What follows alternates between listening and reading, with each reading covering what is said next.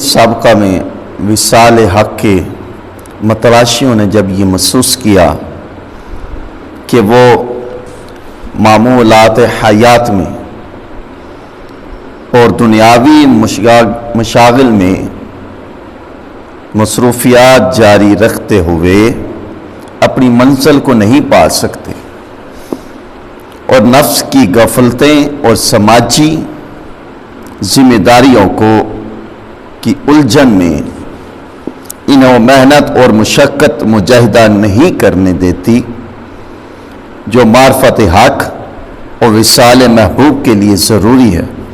تو انہوں نے لذت نفسانی سے اور علائقی دنیاوی سے کنارہ کشی کی راہ اپنائی، سماجی ذمہ داریوں سے اور راہ فرار اختیار کی، جنگلوں اور ویرانوں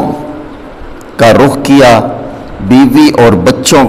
اور معاشرتی زندگی کی دیگر مصروفیات سے منہ موڑ کر غاروں کی خلوتوں اور جنگلوں کی تنہائیوں میں جا ڈیرا لگایا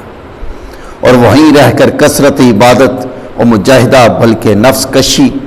کے ذریعے وصال حق کے جستجو کرنے لگے۔ قرآن نے اس کے تصور کو،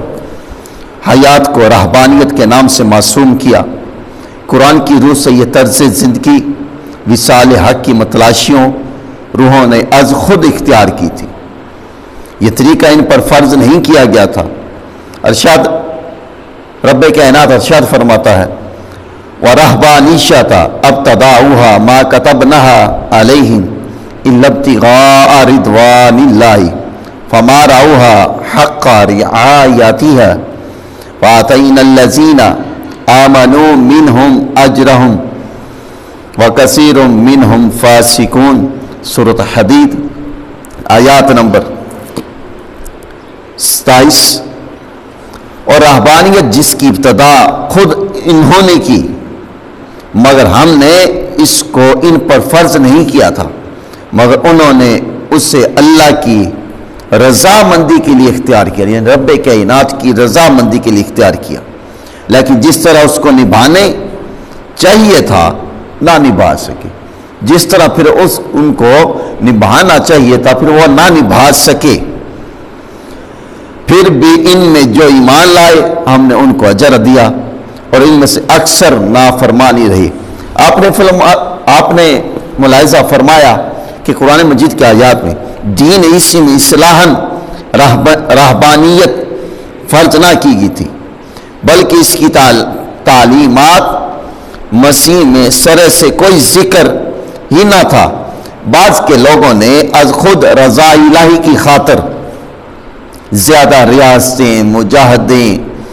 عبادتیں، مشقت کی خاطر رہبانیت کی صورت پیدا کر لی، کیونکہ یہ کام بھی رضا الہی کے لیے نصب العین کے تحت کیا گیا۔ اس لیے قرآنی بیان کے مطابق باری تعالیٰ نے اسے امر مستحسن سمجھ کر قبول کر لیا۔ اب ضروری تھا کہ رہبانیت کے جملہ تقاضے کو کما حق پورا کیا جائے تاکہ اس سے صحیح روحانی فائدہ میسر آ سکے، لیکن ان میں سے اکثر افراد